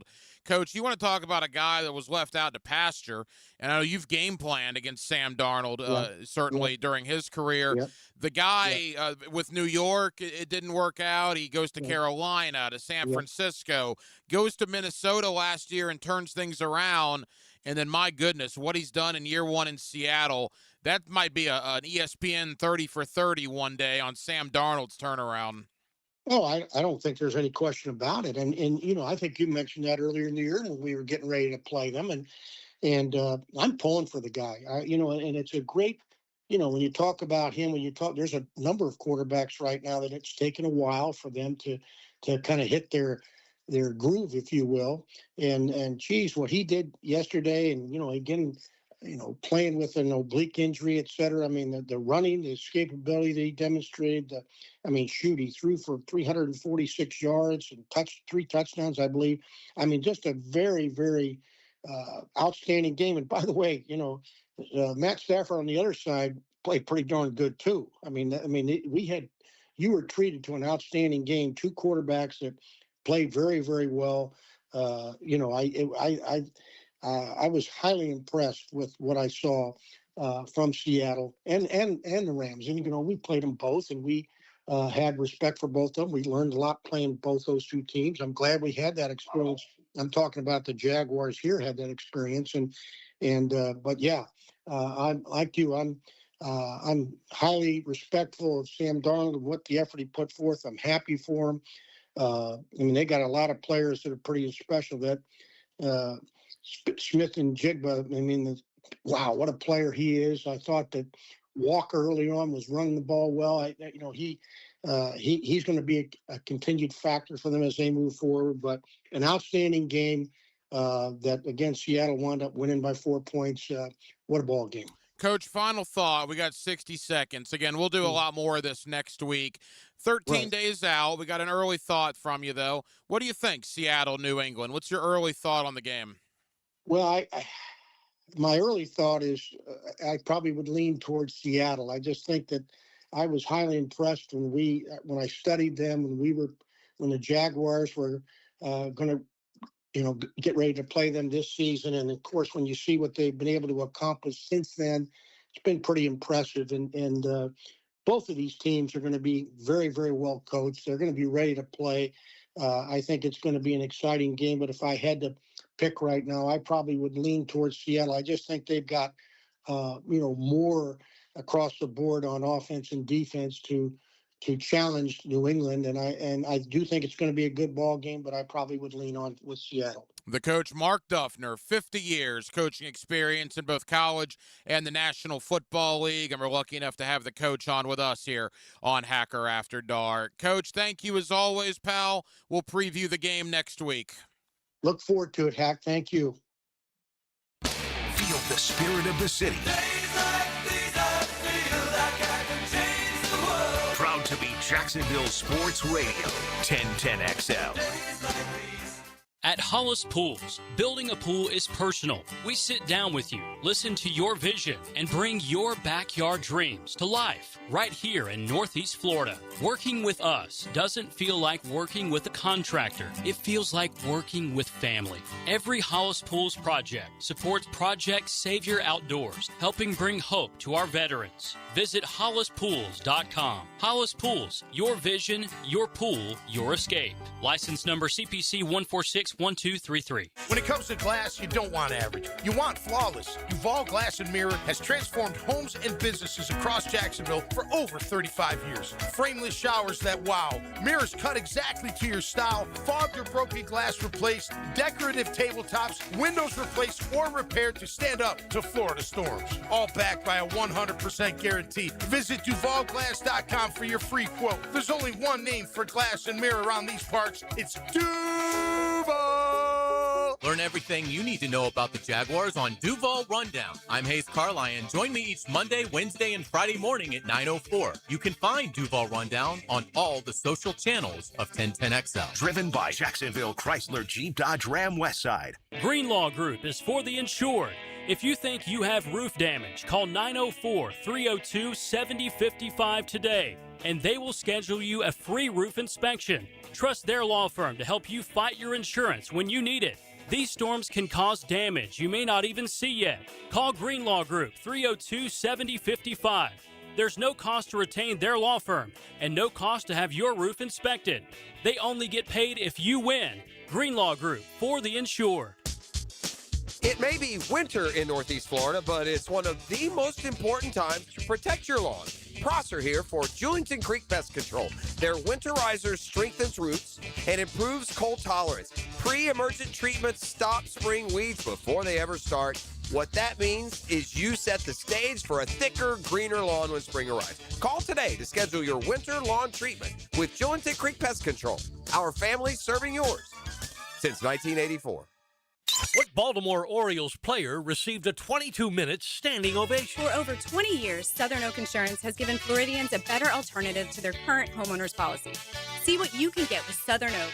Log on to southernoak.com. Our family protecting yours. Southern Oak Insurance. Cal Ripken holds the record of playing 2,632 consecutive games. On his final game, the Oriole great received a 22-minute standing ovation. Southern Oak Insurance, our family protecting yours. New year, new lifetime dreams. Let's build them together. Jeff Breyer here with the Lifetime family of companies, your local backyard and indoor home improvement specialists. That's right, Dad. Lifetime enclosures, lifetime flooring, and lifetime windows. Glass and screened enclosures, outdoor kitchens, pergolas, replacement windows, all to enhance your home's livability and value. And a huge flooring showroom with thousands of the latest tile, LVP, hardwood, and carpet selections to help you fall in love with your home again. Come experience the lifetime difference. Call or visit one of our showrooms today for our limited lifetime offers. Lifetime enclosures. In the game of vehicle performance and reliability, Atlantic Infinity is always the top pick. This is Hayes Carlyon. Did you know that every certified pre-owned Infinity is inspected, factory backed, with a limited warranty, and gets the same championship level service as a brand new Infinity? Every mile will feel like first class. Check out their full certified inventory now at AtlanticInfinity.com or visit Atlantic Infinity off Atlantic near St. John's Bluff. Hi, I'm Sean Monahan from Monahan Jewelers in Atlantic Beach. Since 1977, we've been Jacksonville's local family jeweler with a beautiful selection of fine jewelry and certified diamonds. But we're also Jacksonville's leading buyer of gold, silver, and diamonds from the public. Gold has recently hit an all-time high at over $4,000 per ounce. Pay bills, buy something fun. Now is the time to sell your gold for cash and get top dollar or trade it in for a new piece and get even more at Monahan Jewelers in Atlantic Beach. 1010XL, presented by Farah and Farah, exclusive injury law firm of the Jacksonville Jaguars. Focused, fueled, fearless, Farah. Hacker After Dark on 1010XL. Yes, it is. Till 10 o'clock. Hacker After Dark, 1010XL, 92.5 FM. Couple of pieces of business I want to get to you here before we go to David Waters. He is the host of the Gators Breakdown podcast. He will join me coming up in less than 10 minutes to talk about John Sumrall, the job he's done down at Gainesville. By the way, I got a quick John Summerall story for you here in just a moment. Before we get to the college, let's get to the National Football League real quick. Albert Breer, who is one of the best out there when it comes to covering the National Football League, has been doing so for years, has this little nugget within the last hour. So we all know that Anthony Campanile is reportedly one of 3 finalists for the Arizona opening, the Cardinals job, along with former Falcons coach Raheem Morris and former coordinator, or current coordinator, I guess, with the Rams, Mike LaFleur. Many people in Arizona want Mike LaFleur to get that job, coming off the Sean McVay coaching tree. Of course, his brother Matt has done a great job with the Green Bay Packers. Well, Mike LaFleur was in, I guess, Phoenix, Glendale today to interview. Within the last hour, Albert Breer says the Cardinals are taking Mike LaFleur out to dinner, and they will have him in for a second interview with the team tomorrow. So he's already spent part of the day with them today. They're going out to dinner tonight, and they're going back to the team facility to continue conversations tomorrow. I would think, if you're going to wine and dine a guy and have him in for part of the interview, take him out to get a bite to eat, then bring him back the next day and talk to him some more, well, that doesn't take a rocket scientist to figure out you're probably very interested in having Mike LaFleur, the head coach of the Arizona Cardinals, in which case that would mean Anthony Campanile would probably be back here in Jacksonville in 2026. Again, I think we'll have resolution on the Cardinals situation coming up in the next 24 to 48 hours, one way or the other. Maybe as early as by the time we're with you tomorrow night for a Tuesday night edition of Hacker After Dark. As far as Grant Udinski and Buffalo, I don't know when that's going to be resolved. Again, there are a lot of timetables at play there. But as I've said all night, I don't know if Udinski's getting the Buffalo job, but I do believe he is in play for the Buffalo job.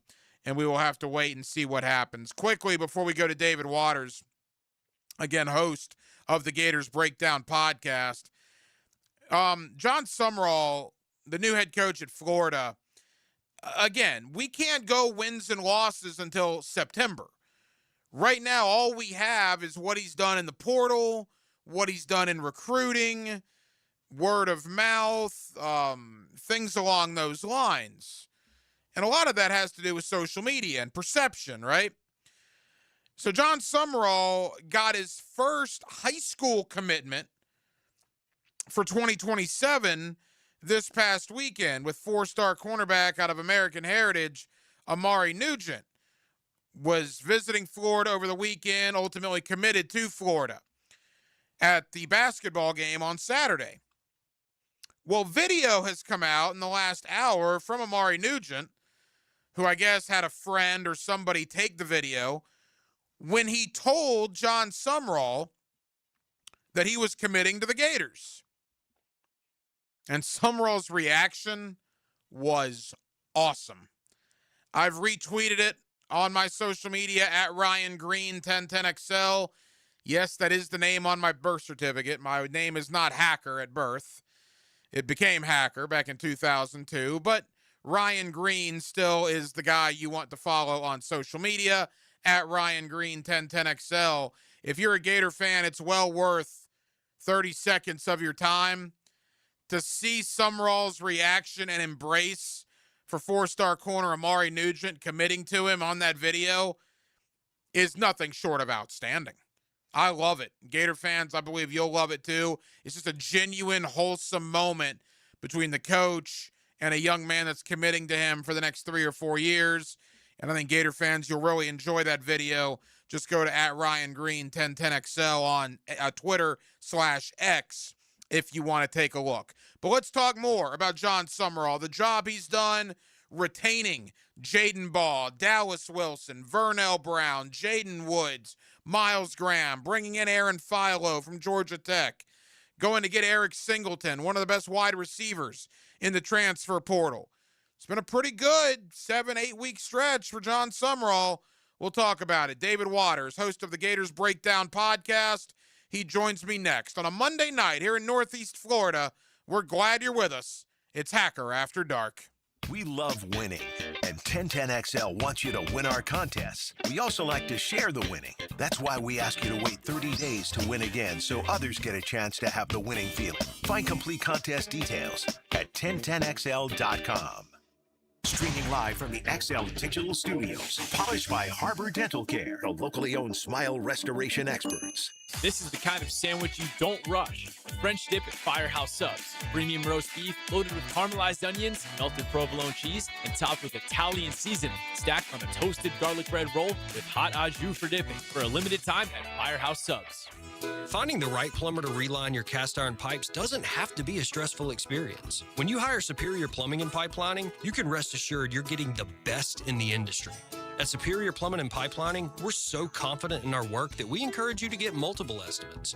Look at each company's reviews and check the scope of their pipelining work to make sure it's what you're expecting. But at the end of the day, make the superior choice. Superior Plumbing and Pipelining. Request a free estimate at superiorplumbingjacks.com. Get a healthy start in 2026. The Florida Department of Health in Duval County is here to help you get healthy and stay healthy all year long. Our dedicated team is committed to providing high-quality care and trusted public health services for our community. Our mission is simple: to protect, promote, and improve the health of you and your family. Learn more about our programs and services by visiting duval.floridahealth.gov. Frank Frangie here for Coil Fencing. Since 1927, Jacksonville has trusted Coil Fencing to protect what matters. And I trust them too. From tough chain link to your commercial project to sleek aluminum fencing your HOA will love, Coil does it all. Did you know that Coil can also install, service, and maintain those automatic gates that help protect your neighborhood or business? To schedule a complimentary consultation, visit CoilJacks.com. That's COYLE Jacks.com. Coil Fencing, A+ rated with the Better Business Bureau, proud partner of the Jacksonville Jaguars. Hey, it's Travis from Cannons of Jacks. Thank you for trusting us for 55 years of custom welding fabrication and vehicle towing accessories. When you need a trailer hitch for the family car, a gooseneck for the company truck, or even RV towing options, call us at Cannons. We can do a bumper hitch, fifth wheel hitch, anything for safe, reliable towing. Come to Cannons of Jacks, where service is our #1 priority and we treat our customers as we like to be treated. Check us out online, cannonsofjacks.com. I'm with Refuse Cycles of Jacksonville, and the fall part of the year just offers so much fun, especially when you're out and about. Tell everybody what's happening with Triumph right now. They have got a lot of new models on the road, from Scrambler 400s. They've got the legendary Rocket motorcycle. Lots of really cool bikes to choose from. And the price point and all the tricks that come with the Triumph bike, they're all there. They're all there. Entry level to the greatest of the great. We've got them. Look for them online, cyclesofjacksonville.com. Check out their Facebook page or that showroom on Atlantic near Regents. San Jose Collision in Mandarin is proud to be an I-CAR Gold Class collision repair facility. That means they meet the industry's highest training standards. Experience the difference at San Jose Collision in Mandarin. A new year is the perfect time to finally get organized. Hey, this is Lauren Brooks, and I love our closets from Closets by Design. They create custom storage systems designed around how you actually live. From closets and garages to home offices, entertainment centers, laundry rooms, and more. Beautiful, functional storage for any space, lifestyle, and budget. Start the new year strong with 40% off plus an extra 15% off, free installation, and 18-month special financing. Schedule your free in-home consultation. Call 904-878-9393 or visit closetsbydesign.com. Greenlaw Group is for the insured. If you think you have roof damage, call 904-302-7055 today, and they will schedule you a free roof inspection. Trust their law firm to help you fight your insurance when you need it. These storms can cause damage you may not even see yet. Call Greenlaw Group 302-7055. There's no cost to retain their law firm and no cost to have your roof inspected. They only get paid if you win. Greenlaw Group, for the insured. It may be winter in Northeast Florida, but it's one of the most important times to protect your lawn. Prosser here for Julington Creek Pest Control.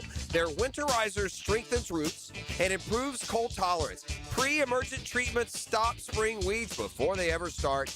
What that means is you set the stage for a thicker, greener lawn when spring arrives. Call today to schedule your winter lawn treatment with Julington Creek Pest Control. Our family serving yours since 1984. I used to dread going to the dentist. Every visit felt like a sales pitch with constant upselling, surprise fees on my bill, and I could never get in when I needed to.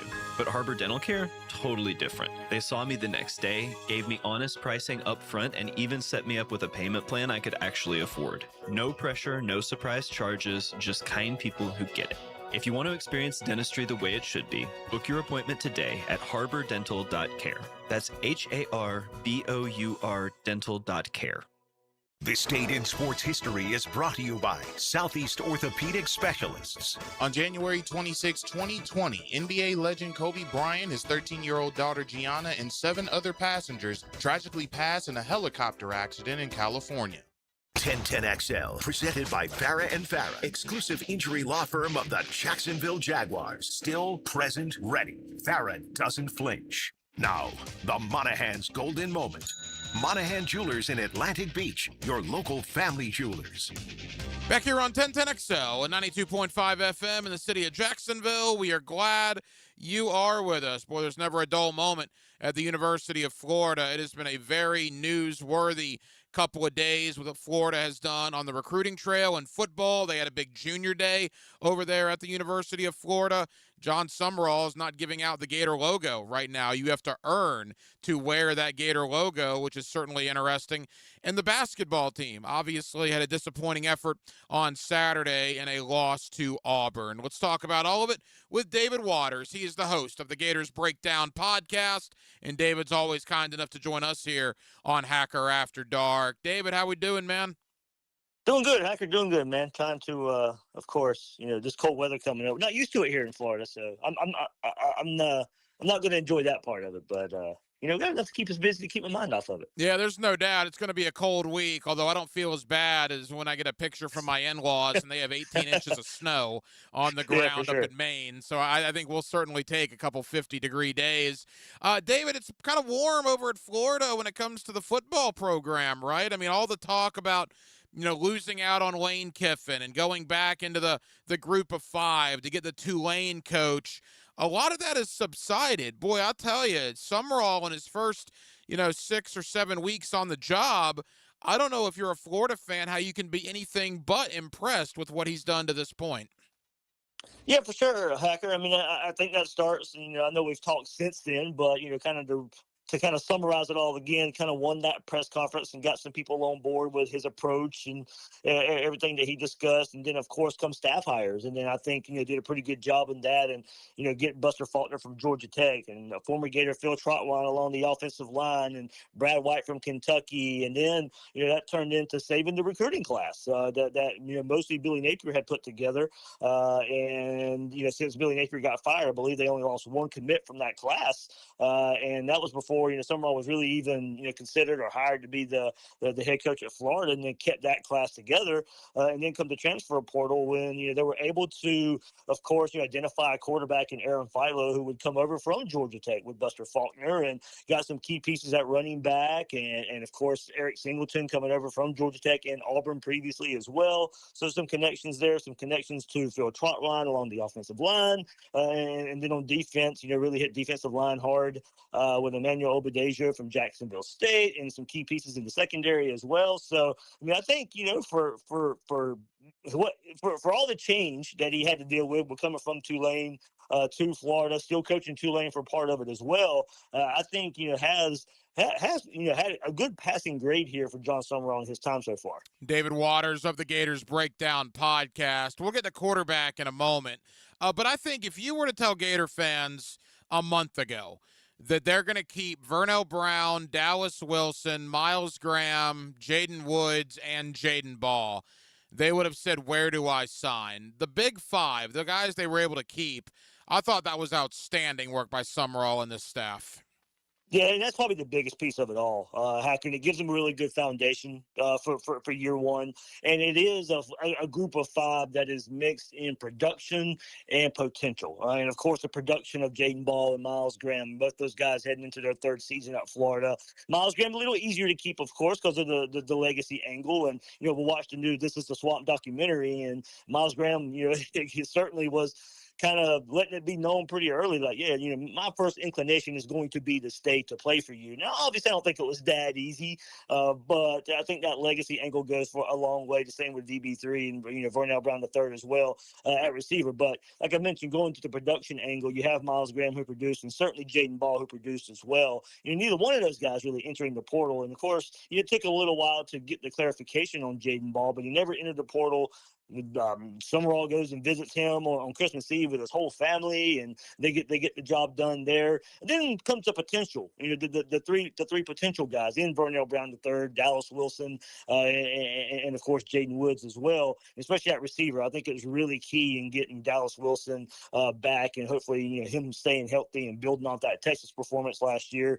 DB3 was able to play a lot, and I think showed a lot for potential as well to get excited about. And then Jaden Woods was the one who actually did go into the transfer portal, had a visit to Texas that Florida had to overcome. They got the in-home visit with him not long after that visit to Texas, and really able to hit home. Hey, come build your legacy's the key word, Hacker. I mean, it was for the legacy guys that were already there, and then for the other guys who didn't have that background to come build your own legacy at Florida and be part of this turnaround that John Summerall wants to really let it be known that, hey, look, yeah, I have a 5-year plan, but I also have a 5-month plan. And you guys are part of that 5-month plan and getting this thing turned around in year one for me. So that getting those 5 back is really, when we look back at year one, and if there's going to be a lot of success in year one, I think that's going to be the top of, that's line one and why Florida would have had some success. You mentioned Eric Singleton. Do you think most Gator fans listening tonight, David, realize how good he is? I mean, I saw some mock drafts when he didn't know his future yet. I saw, mid to late second round for this guy that now all of a sudden joins Vernell Brown and Dallas Wilson at Florida. I thought Eric Singleton was an enormous get for this staff. And it's going to that last part you meant that you put. It's putting him with Dallas Wilson and Vernell Brown III to give Florida, I think, a really good starting trio at wide receiver. And I think. Heck, I want to do some more research on it. It's still kind of new, but if we ever get a chance to talk to him or get to ask behind the scenes, it's like, would he have stayed in the draft or was it only Florida? Because there's familiarity at Florida with Buster Faulkner. There's a familiarity at Florida a little bit with Aaron Philo, the quarterback that comes in as well. Was it going to be NFL and Florida, or were there some other schools in the mix as well? I'd like to get a clear answer on that, but either way, it is a big plus for Florida to add him into that wide receiver rotation. That lost a good bit of guys in the transfer portal, especially Trey Wilson, so I think he replaces that production that you may have gotten from Trey Wilson after he goes to LSU. So like I said, it opens up the offense a bit more for Dallas Wilson to get down the field for VB3. What I like about it allows them to get creative with Buster Faulkner, the offensive coordinator. He can move around VB3. He can move around Singleton. Those guys can play inside and outside. So I think it gives a lot of creativity to Buster Faulkner in building this passing game for the Gators. Couple more for David Waters, the host of the Gators Breakdown podcast. David, DJ Lagway is now the quarterback at Baylor. We'll get to Aaron Philo and Tramel Jones in a moment. But I thought, look, Lagway probably needed a change of scenery. I thought Florida, quite frankly, needed to move on from Lagway. I was not disappointed at all. I mean, I'm rooting for Lagway. I have nothing against him personally. But to say that I'm upset that he's not going to be the quarterback at Florida next year is not the case. What was your thought there? Kind of along the same things. I really like the kid. He handled everything, I think, with grace in a tough year two for him, not living up to the expectations. And now, going on to Baylor, his dad played there as well. There's a family connection, but him kind of going back home. And look, I do think a fresh start is probably good for him and for Florida. I don't think, John Summerall, I don't think Buster Faulkner were going to be necessarily tied to him just because of who he was. They were going to make him earn the job, and rightfully so. And I'm not saying they were looking for any guarantees to be starter or whatever at Florida, but it was not going to be a shoe-in for him to be the guy. They were going to bring in a guy like Aaron Philo either way, and he was going to have to compete for it. And I can see where he looks into the mirror and says, well, they're bringing in a guy who's got some experience. So it may not be as clear cut for me to be the quarterback here. So I do think, that plays a lot into it as well. But yeah, like you said, I wish him some success. And, unless they play Florida, hope he goes on to have, the career that we thought he could have here for Florida. Unfortunately, it didn't work out. But I think Florida, I think rightfully so, will turn the page here. Aaron Philo was going to be the starting quarterback at Georgia Tech. Boy, Georgia Tech probably hates the Gators because Buster Faulkner. I remember when I was in the Brent Key, pod as far as wanting him to be the next head coach at Florida, and I talked to people in Atlanta, and they said, yeah, that's all fine and well. Just make sure he brings Buster Faulkner with him. Because Buster Faulkner apparently was getting a lot of credit from Georgia Tech media for what they did last year. Not only do the Gators get Faulkner, but they get Philo. Here's a young man that broke a lot of Trevor Lawrence's high school passing records in the state. Just hasn't really been given that much of an opportunity, so he's a little green, David. There's no doubt about that. But you talk about that word potential. Boy, Aaron Philo's got a lot of potential. Yeah, for sure. And John Summerall spoke to the media on Saturday at the Florida-Auburn basketball game, and it was even asked about the quarterbacks and bringing in Philo. And look, he pretty much was handpicked by Buster Faulkner to come with him. Now, that's not to say he's going to be given the job. I do think he has a leg up when Florida starts spring practice on Tramel Jones because he does have that familiarity, does have that experience for 2 years in this offense. But I do feel it's going to be a true competition between him and Tramel Jones. But Philo, has gotten some playing time. Didn't have to start a game, I believe, in the 2024 season there for Georgia Tech, and had to play. It had to start an early season game against Gardner Webb as well this past season. And look, Hacker, going to your point, really just needs more of an opportunity to kind of showcase here, but. As you said, was kind of penciled in as the Georgia Tech starter to take over for Haynes King there. Look, Haynes King was a good quarterback in his own right. And I know a lot of people will say, well, if he was so good, why wasn't he playing? Well, I mean, we know how football works. And Haynes King wasn't really losing games for Georgia Tech. So I think you keep that continuity there. But it's, from talking to some people, Buster Faulkner's high, really, really high on Aaron Philo and his potential. So I do think, that experience that he already has with Buster Faulkner will go a long way. And I think he will eventually be the starter. But I really do truly believe this is going to be a competition with him and Tramel Jones. And I'll tell you the reason Philo wasn't starting at Georgia Tech. Haynes King, by middle of November, was in the Heisman conversation. Yeah, right. Now, that fell off a little bit, but Haynes King was incredible last year. David Waters, Gators Breakdown Podcast. David, final thought. That is going to be the battle. I mean, we found out that spring football, the orange and blue game, April 11th, we're not that far away from spring ball starting up, and obviously it's going to be an important spring, being John Summerall's first spring on the job. But clearly, that's the biggest storyline going in, right? Philo versus Tramel Jones for that starting quarterback role. Yeah, for sure. And like I said, I do think, Philo has a leg up, and kind of interested to see, Hacker. I think once we, I don't know how many open practices we'll get to see, if any. And then when we get to the spring game, I think just how smooth does the operation look? I mean, we can't take too much away from the spring game, but that is just something I'll be looking for there. And also the offensive line. I think that's the big battle too. Florida loses Austin Barber, loses Jake Slaughter, brought in some guys from Penn State that had connections there with Phil Trotwine, one more from Georgia Tech, of course, to come over with Buster Faulkner, so some familiarity in the trenches as well. So I think that would be some big position battles for the Gators as well on the offensive side of the ball, quarterback and offensive line. So I think skill players, you got Jaden Ball, you got the receivers that we talked about as well. So I think you really feel comfortable about the experience, the potential of the skill players, and now using this spring to figure out offensive line and quarterback. I'll tell you what, Bailey Stockton from Georgia Tech, too, is somebody to keep your eye on. I think with him and Singleton, Vernell Brown, obviously Dallas Wilson, they got a foursome at wide receiver that I'm pretty happy about moving forward. David, final thought, the basketball team. Boy, everything was going wonderful, right? I mean, they had won 9 out of 10. Everything was great. And then Auburn came in and punched them in the mouth. Look, I know Gator fans like to blame officials, and Gator fans like to blame, a lot of things on losses. Sometimes you just get your nose bloodied a little bit, and Florida got their nose bloodied on Saturday. Auburn just beat them, and I'm going to be very curious to see how Florida responds this week. Yeah, for sure. I mean, it was a team, they even talked about it in the postgame, that maybe they were reading their press clippings a little bit too much, because you started seeing people after that winning streak, and Florida was just dominating everybody up until this point against Auburn.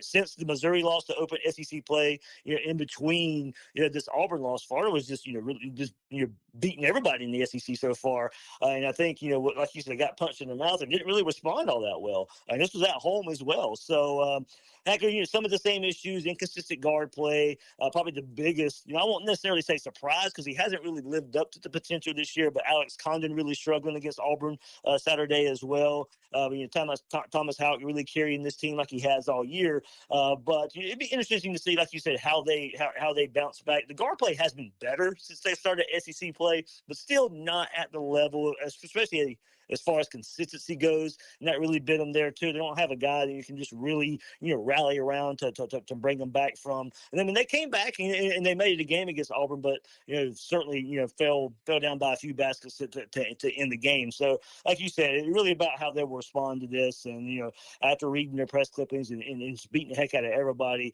taking it on the chin at home. So it is certainly about how I do think they're better than what they showed and Saturday. I think they're top 15-ish team as we get through January and head into February. But I do wonder the consistency about the whole team right now. Most important thing for Florida, be one of the top 16 heading into the tournament.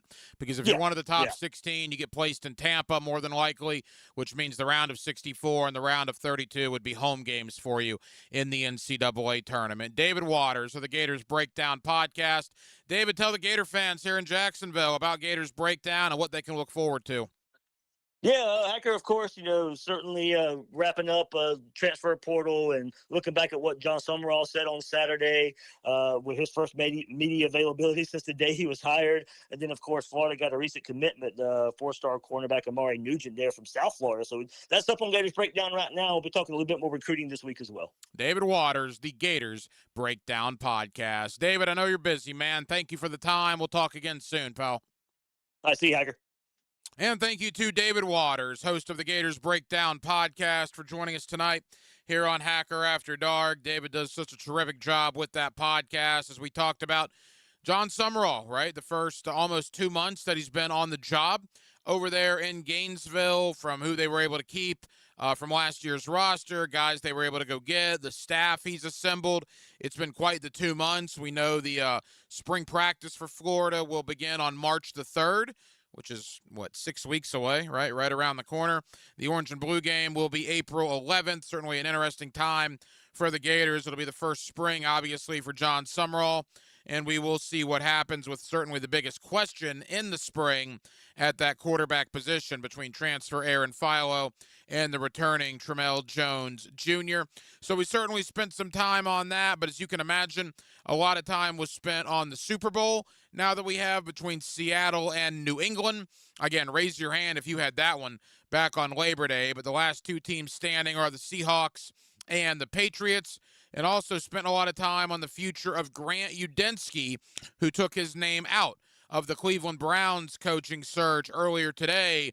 But could he still be very much in play in Buffalo? We certainly spent a lot of time on that as well. Well, that will just about do it, man. Very, very busy Monday night edition of Hacker After Dark. We certainly appreciate you guys hanging out with us here on 1010XL and on 92.5 FM.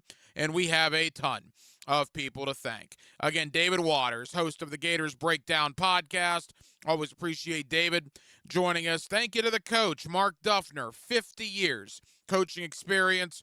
Always appreciate the coach joining us to look back on Championship Sunday and talk a little bit about the futures of both Grant Udinski and Anthony Campanile. And back in hour number one, my buddy Sal Capaccio, WGR Sports Radio 550 up in Buffalo. He's also the sideline reporter on the Buffalo Bills radio network. As we took a look at the candidacy of Grant Udinski in Buffalo, we know now if Udinski does not get the Buffalo job, he will be back as the offensive coordinator with the Jaguars in 2026. The question is, will he get the Buffalo job? Quite frankly, according to Sal, and I would not have thought this, he believes Udinski is very much in play, more so than I would have thought, for that Bills job, and we will certainly see what happens. I would have to think by the end of this week, almost every job will be full. I mean, the Senior Bowl is Saturday, right? We're a month away from the Combine. Teams have to finalize their head coaches. 6 of them already have. There are still 4 openings, so we should get some clarity on both Grant Udinski and Anthony Campanile with Arizona coming up here in what I would imagine the next 48 to 72 hours. Now, we will be back tomorrow night on a Tuesday, and we will do it all over again here on Hacker After Dark beginning at 8 o'clock. Aaron Williams was your producer tonight. Aaron, great job as always. I'm the Hacker Ryan Green. And again, Jacksonville, thank you for spending part of your Monday evening with us right here on Hacker After Dark on 1010XL and on 92.5 FM. So for all of us here on HAD, have a terrific remainder of your Monday evening, and we will talk to you again tomorrow night on a Tuesday beginning at 8 o'clock. Until then, good night, Jacksonville.